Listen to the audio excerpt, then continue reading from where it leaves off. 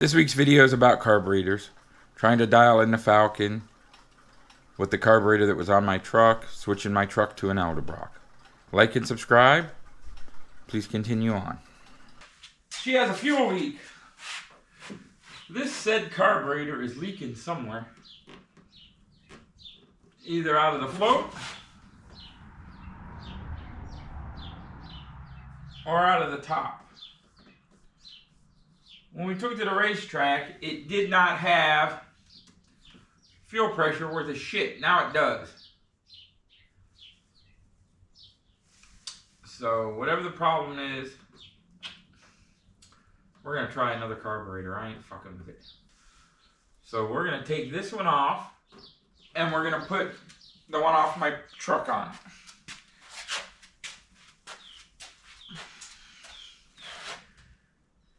This is a Holly Street Avenger, I believe. 750 vacuum secondary, blah, blah, blah, blah, blah. Alright, back to the problem child. So, we're going to put that other carburetor on here. We're going to get some fender covers. And we're going to measure from there to there, because I think they're different. I do not think they're the same, but we will see here in a minute. Alright, let's put these off.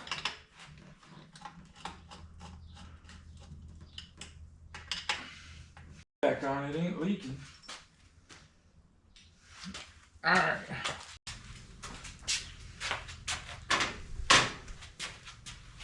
We're going to put some of this right here. Oh, the PVC valve is still hooked up. So, somewhere's in here, I have some header gaskets. Alright. So here's a new new carburetor gasket. We're going to put it on top of there. And see how we do. Oh, hold on. I want to look underneath, make sure there ain't no gasket stuck to it or nothing. I didn't think there was. This carburetor doesn't look new because it was on my truck, but it's pretty new. I don't know if this one with the blue hoses, I might have to change it to the black because I'm not sure if these here are NHRA legal. And because this is not a 460, I gotta raise that up a lot.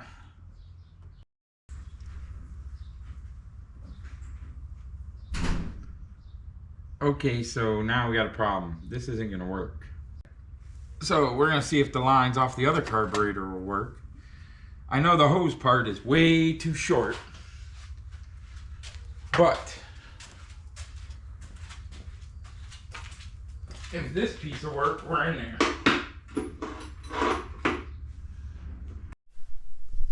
Alright, this is a 750 Edelbrock carburetor. Came off of my 79 F150. I'm going to try to clean it up and put it on my 65. If it'll clean up. If not, we'll get another one. Alright, so we got our fancy Edelbrock carburetor blown apart here. We got her all gutted. We got all the gasket goo scraped off of there. Except for right there. It looks like we might have missed a spot. Nah. So today we'll get a couple cans of brake clean and carburetor clean. And we're going to scrub it with some simple grain. Try to clean up this outside a little bit. And, you know, clean up all this. Give the whole shebang a good cleaning. And then we're going to start putting it back together. So for now, I do believe we're going to put all the little parts in a box. Save them till tomorrow. After work today, we're going to clean up this part. It'll dry overnight. Tomorrow morning, we should start putting it back together.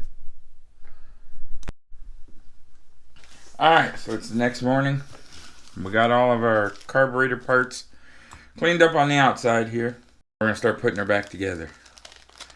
We're going to start with the rear jets. And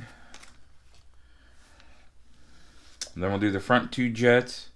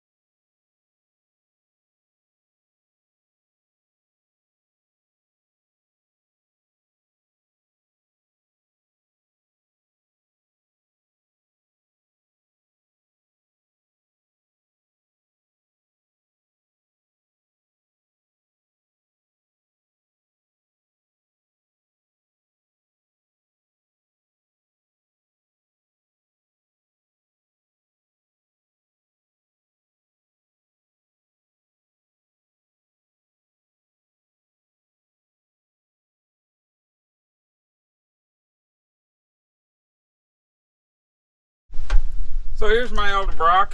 It's on. This is my gray truck, a 65 F100.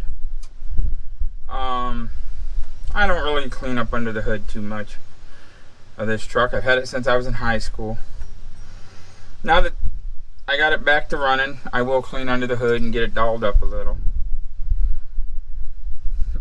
This is the Eldebrock I stuck on it. It's a 750. This is the one I rebuilt. Scrubbed it up a little.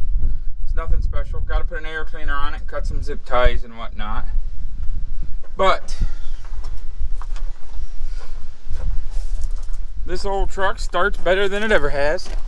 It's really windy out here, so you can't hear me too much. But just she starts up good. She don't run too bad. Idle's a little low, possibly. I might crank it up a notch or two. That'll work. So we got to bump up the idle, tighten up the battery, and I think it's good.